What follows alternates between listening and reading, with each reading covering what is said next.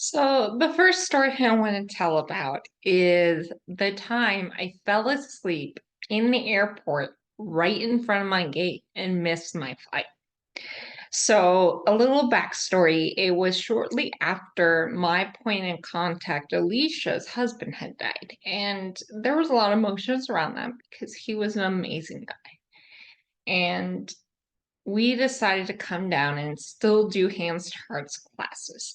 And so what used to happen, I used to work the evening shift. So I used to work 3 to 11:30, then I would go home to my apartment and pack.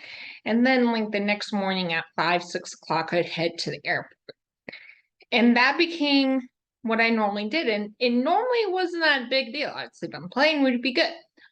But I remember I checked in that day and I went to the counter and we got all of our boxes checked in and things like that. And Alaska's great and comps our baggage for Mexico. It's for our charity work. And I remember it was San Francisco airport. I go up and I go where my gate is and I was like, oh, I'm just gonna lay down for a minute. And so I end up putting my backpack and you know how you lean against your backpack. And the next thing I know, I wake up and I can see my plane not at the gate. And I panic, absolutely panic. I'm like, what happened? The best part of this is people had to step over me in order to get in line to give their ticket at the gate. It wasn't like I was off in the corner. I literally was in the middle of the floor where you would have to step over me. And apparently, the whole plane stepped over me to board the plane. And I even remember there's a person there, like, they were calling you. I am like, I fell asleep. So I immediately go run to see is there another flight to LA because we were going SFO to LA, LA to Loreto. And is there any other flight going to LA? And there wasn't. Then I run around down to the ticket counter, and the person who helped me check in, she was like, aren't you supposed to be on a plane? I'm like, yeah, I am. I slept through it. Like, what can I do? And so I'm on the phone with my point of contact, Alicia. They're trying to figure out how to get there. It was one of those trips that were only going to be 4 days, so it wasn't like we can just move it back. And it was looking like I wasn't going to be able to come down. It was looking like I wasn't going to be able to go. And all of a sudden, the ticket agent yelled. She's like, I can get you to Cabo.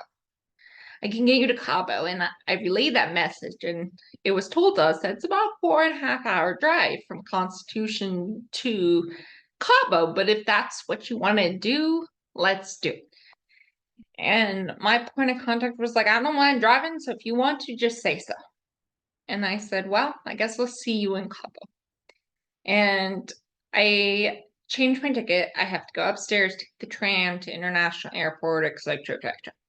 The best part is when I got on the plane and I sat down, the flight attendant came up to me and was like, I hear you've had a bad day. And she drops down the stuff to make a mimosa. She drops down champagne and oranges. And I kind of laughed. I was like, yeah, it's been a day. It's been a day. And what had happened was the ticket agent had called the plane and said, hey, just to let you know, you have a person that does humanitarian mission trips, and she is going to be on that plane because she missed hers.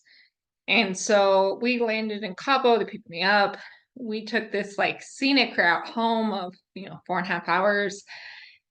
And we had to cancel the class for that day, but we were still able to do classes on Saturday and Sunday and Monday. And I remember going back to Loreto, and here's the problem. My suitcases, they weren't suitcases, they were boxes, but my boxes went to Loreto.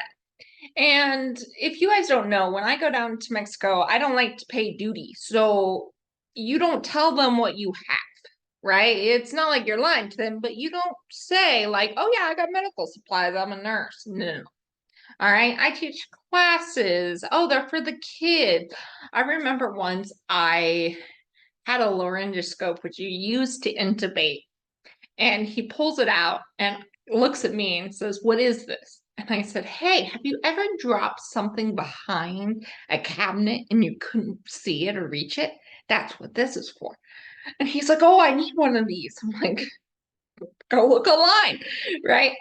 So the problem was is my boxes went to Loretto. I didn't, I went to Cabo, but my boxes went to Loretto, and for 4 days they played the game like I like to call of what's in the box.